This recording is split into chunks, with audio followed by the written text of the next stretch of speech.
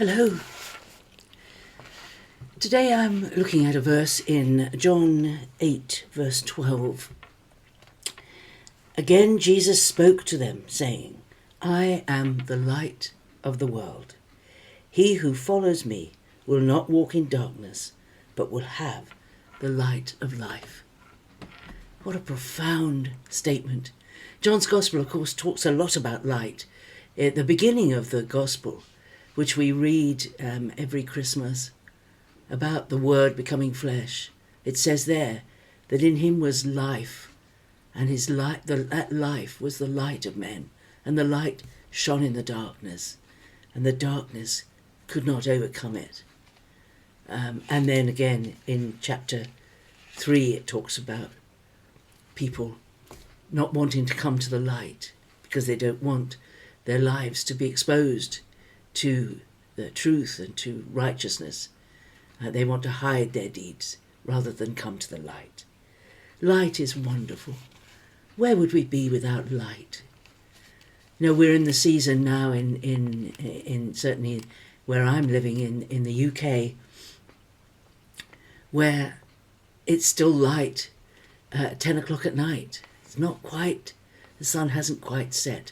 We're fast approaching, I don't know how the time has passed so quickly, we're fast approaching the longest day in June, and it's just amazing how different it is to drive in the evenings when it's light rather than when it's dark.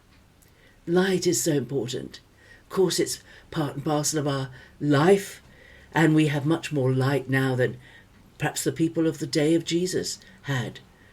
You know, they would have had to have artificial light in the evenings and in dark places just like we do. Light is so important. Jesus says, I am the light of the world. You know, when I think about the crucifixion, when Jesus was on the cross dying, it is no surprise to me that the whole world became dark for 3 hours while Jesus was on the cross, because the light of the world was going out.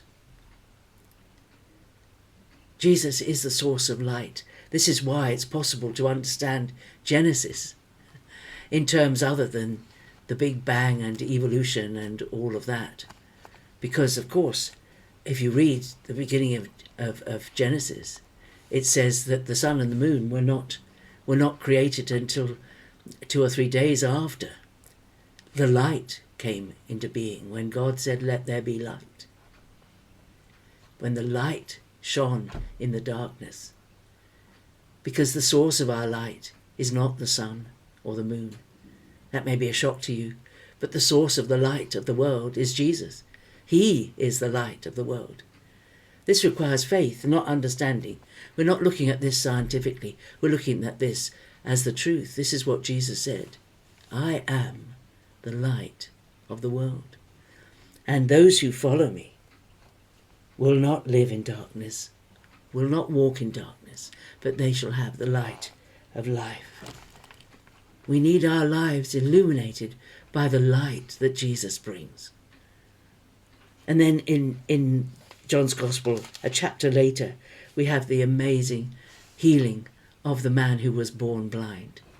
And here is the light of the world, changing the darkness that a man had lived all his life. All he'd ever known was darkness. He'd never known light. He'd never known sight. He'd never seen anything. His darkness was complete. But the light that Jesus brought, and I think it can be a wonderful picture. John chapter 9, if you get a chance to read it today. This man was born blind. He'd never known sight. He'd never seen anything. Everything had been done by hearing and touch, smell. And Jesus came to him, and he came to him and he anointed his eyes with clay. He spat on the ground and he made clay and he put it on his eyes. And he was told to do something. He did it, and his world changed, and he could see. But he didn't know who Jesus was. He kept answering the questions that were thrown at him. Are you really the man who was born blind? It's impossible because he worked on the Sabbath. He made clay on the Sabbath. It can't possibly be from God because he broke the Sabbath. And he kept saying, well, I don't know. All I know is I was blind. Now I can see. And the thing that happened was this man making clay and putting it on my eyes. Everything's changed. And eventually, when he's thrown out of the synagogue, Jesus goes and meets with him and reveals who he is to him and gives him a person to believe in, shows him who he is, and he becomes a follower. And I think it's a lovely picture of what happens to so many people. They're just in darkness, and then something happens. Something happens that brings some measure of light into their lives. Perhaps they listen to someone giving them a testimony of something that's happened to them, or they go to a meeting and they're reminded of a hymn. They hear it on the radio, a hymn or a song, and words that they've sung as a child come into their mind, and their thinking changes. Something about their knowledge about God changes, and they begin to understand that Jesus is somebody special. But then when they look into it more, they realize that Jesus is who he said he is, that he is alive, that he's not dead. He's not dead and buried in Palestine somewhere. Nobody's really sure which of the tombs is his, because they didn't keep his tomb as a pilgrimage place. They didn't bother because he wasn't there. He's alive. They didn't keep the tomb as a place, a special place. It's only later Christians who did that, who got ritualistic and religious about it. He's alive. And when that revelation comes, nothing can ever be the same again. When the light has shone in your life, you can't go back to darkness. You live in the light. And so, we who follow him will not walk in darkness. We do not walk in darkness because the light is with us and in us. And that light shines on our path and helps us to see the right way to go, the right path to follow.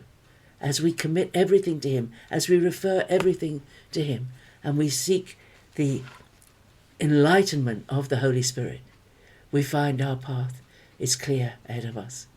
And God has already gone ahead of us and prepared the way for us, the way that we should be going.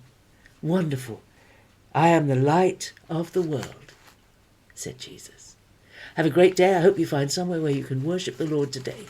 And I look forward to seeing you tomorrow. Bye-bye.